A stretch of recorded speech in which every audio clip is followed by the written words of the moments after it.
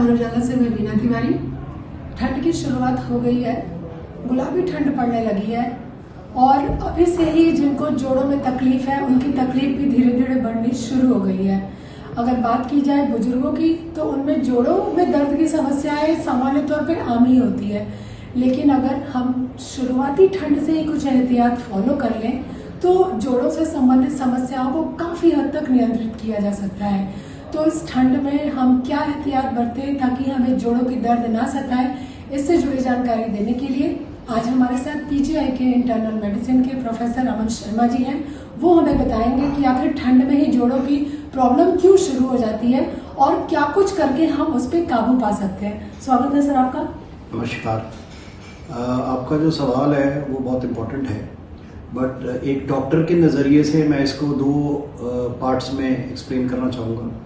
जो जोड़ों में स्टिफनेस या अकड़न महसूस होती है उस आदमी को या उस लेडी को, क्या वो पहले से गठिए की कोई बीमारी है या कोई बीमारी नहीं है, वैसे ही ठंड के कारण जोड़ों में कुछ तकलीफ महसूस हो रही है। सो जिन लोगों को गठिया है उन लोगों के लिए सबसे इम्पोर्टेंट बात यह है कि वो अपनी नियमित रूप से दवाइयाँ लेते रहें।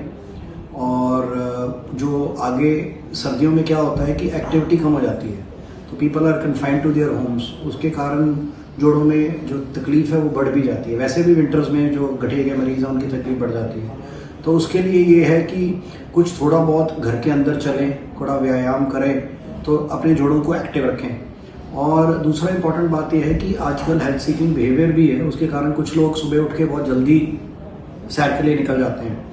तो और अगर वो एल्डरली हैं, जैसे आपने कहा बुजुर्ग हैं, और उनमें अगर डायबिटीज़ है, हाइपरटेंशन है, तो अंडरलाइन हार्ट डिजीज़ का खतरा भी हो सकता है। तो बहुत जब तीखी ठंड पड़ेगी उस वक्त जो सुबह या शाम रात के वक्त या बहुत लेट शाम के वक्त जब ठंड ज़्यादा होती है उस वक्त वो बाहर ना निकले। अगर उन्होंने व्यायाम थोड़ा टहलने जाना है या सैर करने जाना है तो जब धूप निकलती है दोपहर को अमूमन 12 बजे 1 बजे, तो उस वक्त निकलें। अगर अर्ली मॉर्निंग आवर्स में ठंड सबसे ज़्यादा होती है, 6 बजे 7 बजे 8 बजे, उस वक्त जोड़ तो अलग है बट हार्ट के और स्ट्रोक के खतरा भी उससे बढ़ जाता है। तो ये नियमित रूप से एक्टिविटी करें, हेल्दी डाइट लें।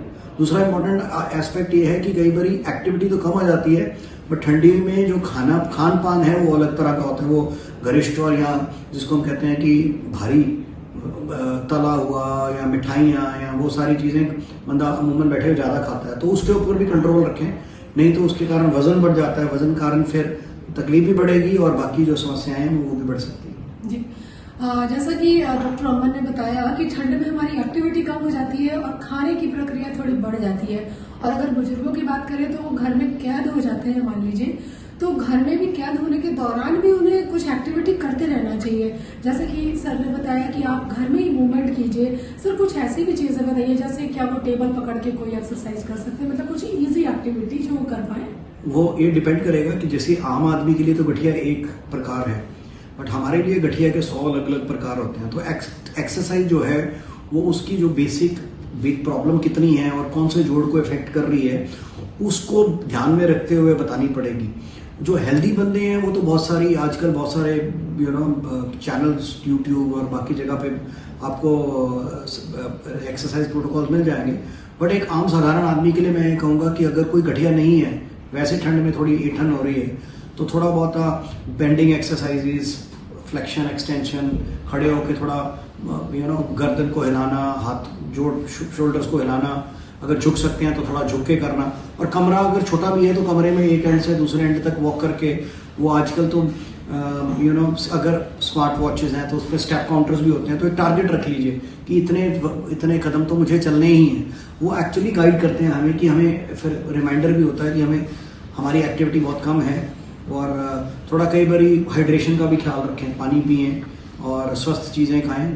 सर्दियों का फ़ायदा ये है कि बहुत सारी हरी सब्जियां और ग्रीन वेजिटेबल्स बहुत सारी आ जाती हैं, तो सैलड्स भी खाए जा सकते हैं और हेल्दी चीज़ें खाई जा सकती हैं और अपने आप को वार्म रखा जाए। तो the other important thing is कि अपने आप को वार्म रखें, टोपी पहन के रखें या अगर बाहर निकलना है तो दस्ताने डाल के रखें और अच्छे से अपने लेयर्स में, जब चंडीगढ़ में ठंड काफ़ी होगी तो लेयर, अगर कभी बाहर निकलना पड़ता है तो लेयर्स में कपड़े डाल के रखें ताकि ठंड का शिकार ना हो। जानकारी ही बचाव है। जैसे कि सर ने बताया कि अगर ठंड काफी है तो केवल 1 या 2 गर्म कपड़े ना पहने, पतले पतले लेयर वाले ऊनी कपड़े पहने, ताकि वो हवा को अंदर आपके स्किन तक पहुंचने से कई लेयर में रोके।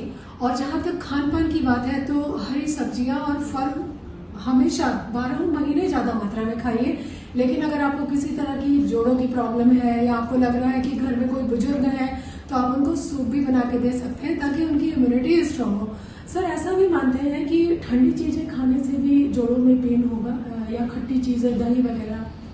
देखिए, बहुत सारे भ्रम फैले हुए हैं। कोई ऐसा प्रूवन चीज़ नहीं है कि किसी एक डाइटरी इंटेक का, किसी एक पर्टिकुलर, जैसे मैंने कहा गठिया तो बहुत प्रकार का है, एक लिंक जो है डाइट का गठिए के साथ है जिसको हम गाउट बोलते हैं। गाउट में प्रोटीन इंटेक अगर ज़्यादा बढ़ता है, जैसे अगर रेड मीट इंटेक है तो उसका इंटेक रिस्ट्रिक्टेड रहता है। बाय एंड लार्ज बाकी सारे किसी भी गठिए में ऐसा कोई ठंडी वाली कोई चीज़ नहीं है, या बाय वाली, जैसे बोलते हैं ना भी इसमें बाय है, ये नहीं खाना चाहिए, ये चीज़ें साइंटिफिकली प्रूवन नहीं है। हालांकि ये जो हमारी पुरानी परंपरा या पुरानी नॉलेज चलती आ रही है, मैं उसको डिस्मिस भी बिल्कुल नहीं करता। मैं मरीजों को सिर्फ ये कहता हूँ कि तुम एक डायरी बनाओ। अगर तुम्हें लगता है कि कुछ कोई चीज़ खाने से कोई तकलीफ बढ़ी है तुम्हारी, तो एक बार में उसके नतीजे पे मत पहुंचो कि इस चीज़ से, अगर उसकी डायरी बनाओ, अगली बार फिर से देखो कि अगर किसी दिन फ्लेयर हुआ है और आपको लगता है कि वो खाने से है, और 4-5 बार अगर डायरी में कोई एक कॉमन चीज़ आ रही है तो उसको आप अवॉइड करके देख सकते हो। ये नहीं कि अगर आप जैसे कहते हैं कि हर गठिए के मरीज को दालें नहीं खानी चाहिए। हमारी बहुत सारी पॉपुलेशन वेजिटेरियन है और दालें जो हैं वो एक प्रोटीन्स का बहुत बड़ा सोर्स है। अगर ये जो ब्लैंकेट बोल देना कि गठिए के किसी मरीज को कोई दाल नहीं खानी चाहिए, this is a wrong statement. So उससे क्या है कि जो एक हमारी बॉडी के लिए रीजनरेशन के लिए और रिपेयर के लिए भी प्रोटीन्स की बहुत ज़रूरत होती है। और अगर हम दालें ही बंद कर देंगे तो प्रोटीन कहाँ से आएगा? फिर it's a very major source of protein in vegetarians. जैसा कि सर ने बताया, कही सुनी बातों पे भरोसा मत कीजिए, पहले आप विश्लेषण कीजिए। अगर आपको लग रहा है आपको दही खाने से दर्द बढ़ रहा है तो आप उसको नोट डाउन कीजिए, 4-5 दिन देखिए कि क्या वाकई वो लगातार खाने पे आपको प्रॉब्लम हो रही है, केवल दही ही नहीं, जो चीजें आपको लग रही हैं। फिर उसके बाद अपने विशेषज्ञ से बात कीजिए उस पर, अगर उनका निर्देश मिलता है फिर आप उसको खाने पीने में बदलाव कीजिए। सर हमें ये भी बताइए, क्या गुनगुने पानी से नहाने में फायदा मिलता है ठंड में, या 12 महीने गुनगुने पानी से नहाना चाहिए ऐसे मरीजों को? डेफिनेटली हॉट फर्मेंटेशन जब हम करते हैं या सिकाई करते हैं उससे फ़ायदा होता है। सिमिलरली ठंड में गर्म पानी से ही नहाना चाहिए। उससे ये होता है कि अगर in fact coming to what I said previously कि बहुत ठंड के एक्सपोजर को हमें अवॉइड करना है। कुछ लोग जिद करते हैं कि नहीं मैं तो ठंडे पानी से ही नहाऊंगा, उससे जो आपकी आर्टरीज हैं उनमें सडन स्पैज़म हो सकता है और अदर उससे नुकसान ज़्यादा हो सकता है। तो आई वुड से कि नहाएं तो आप गुनगुने पानी से या गर्म पानी से मिक्स करके उसी से ही नहाएं। ठंडे पानी, और चंडीगढ़ में पानी भी बहुत ज़्यादा जो डायरेक्ट सप्लाई आती है बहुत ठंडा आता है, तो that should be avoided. I can't say the same thing कि अगर समर्स में भी वो करना चाहिए, बट विंटर्स में श्योरली गर्म पानी से नहाना चाहिए। जी, जैसा कि खाने पीने से लेकर नहाने तक की बात हो गई है कि आप क्या क्या सावधानियां बरतें ताकि आपको ठंड में जोड़ों की दर्द ही नहीं दूसरे तरह की परेशानियां भी अपना शिकार ना बनाए। तो प्रोफेसर अमन शर्मा ने हमें बहुत ही अच्छी जानकारी दी है। धन्यवाद sir. Thank you very much. अगर आप ये वीडियो YouTube पर देख रहे हैं तो हमारे चैनल को सब्सक्राइब करें और बेल आइकन को दबाना ना भूलें। अगर आप Facebook पर ये वीडियो देख रहे हैं तो हमारे पेज को लाइक करें।